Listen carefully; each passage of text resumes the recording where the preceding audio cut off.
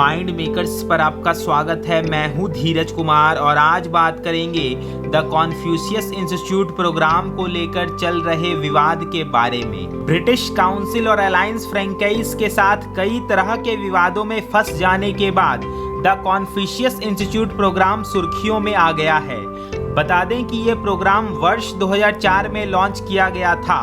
हालांकि इस मामले से जुड़े विवादों का कारण बताया जा रहा है कि ये प्रोग्राम यूनाइटेड किंगडम के कई यूनिवर्सिटीज में गैर आधिकारिक तौर पर चलाया जा रहा था, जिसके तहत वहां के सरकारी नियमों का भी उल्लंघन किया जा रहा था।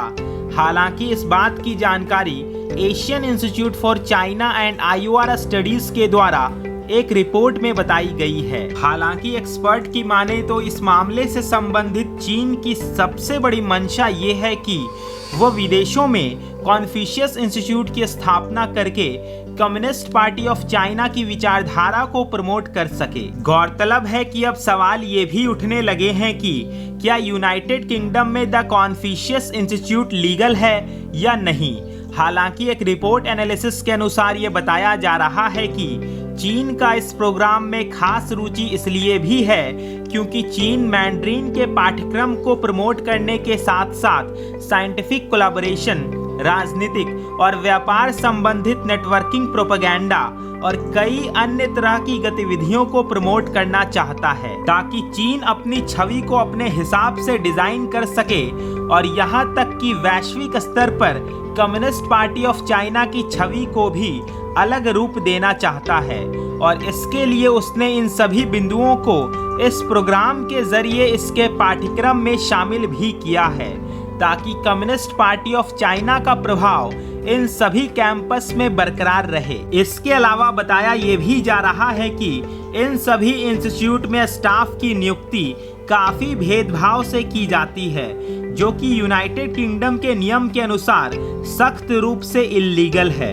ऐसा बताया जाता है कि वहां के स्टाफ की नियुक्ति इस बात से तय की जाती है कि कैंडिडेट किस हद तक कम्युनिस्ट पार्टी ऑफ चाइना के डिसिप्लिन को यूनाइटेड किंगडम के कैंपस में लागू कर पाते हैं और ऊपर से आदेश आने पर किसी भी व्यक्ति पर अनौपचारिक दबाव और उसे हतोत्साहित करने के लिए किस हद तक सक्षम हैं।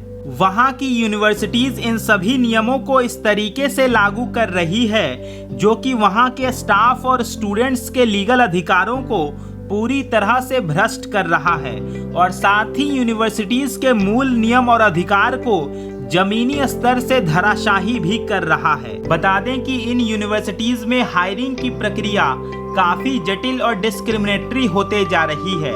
ऐसा बताया जा रहा है कि वहां के स्टाफ की नियुक्ति पॉलिटिकल इंटरेस्ट, एज बेस्ड, धार्मिक पृष्ठभूमि और कई अन्य पैमानों के तहत की जा रही है, जो कि यूनाइटेड किंगडम में पूरी तरह से अवैध माना जा रहा है।